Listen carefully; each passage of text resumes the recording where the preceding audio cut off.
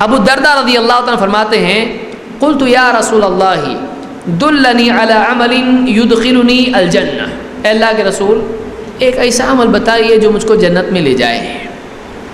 آپ نے فرمایا لا تغضب ولک الجنہ، غصہ مت کر اور تیرے لیے پھر جنت ہے۔ معلوم ہوا غصہ ایسی چیز ہے کہ اگر یہ حد میں نہ رکھا جائے، آدمی اس کو نہ پی جائے، تو پھر یہ آدمی سے ایسے کام کرواتا ہے جو جنت سے محروم کر دیتے ہیں۔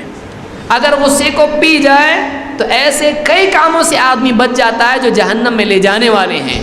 یہ غصہ ہی ہے جو بہت سارے برے کام کروا کے آدمی کو جنت سے محروم کر دیتا ہے۔ غصہ پی جا اور پھر تیرے لیے پھر اس کے بعد میں جنت ہی جنت سے۔ اس کو امام الطبرانی نے الکبیر میں روایت کیا ہے۔ تو دوسرا ذریعہ غصے کو قابو میں کرنے کا یہ ہے کہ آدمی غصے پر دنیا اور آخرت میں اللہ کی طرف سے جو اجر ہے اس پر نگاہ رکھے کہ میں نے بھی غصہ پی لیا تو کیا ملے گا، تو غصہ پینا آسان ہو جاتا ہے۔ کوئی آدمی اس سے کہے، ایک آدمی آئے گا تو اس کو بہت ڈانٹے گا، لیکن تیرا یہ امتحان ہوگا، تو اگر اس کو پی جائے اور برداشت کر لے تیرا جواب پکا، تیرا انٹرویو یہی ہے۔ تو آدمی کیسا کرے گا؟ وہ اسٹوڈنٹ جاب کے لیے جو گیا تھینک یو سر، جتنا ڈانٹے گا اوکے سر کرے گا نا۔ کیوں؟ اس کی نگاہ اس پہ نہیں ہے، اس کی نگاہ اس پہ ہے۔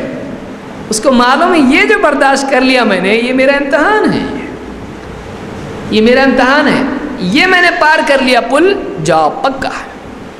آپ بتائیے آخرت میں اللہ کی طرف سے اتنی نعمتیں پکی ہیں، کتنا آسان ہونا چاہیے لیکن بہت مشکل ہو جاتا ہے۔ کیوں؟ یقین کی وجہ سے۔ تو آدمی پی جائے کہ اس کے بدلے میں یہ امتحان ہے میرا، اللہ کی طرف سے بھیجا گیا ہے یہ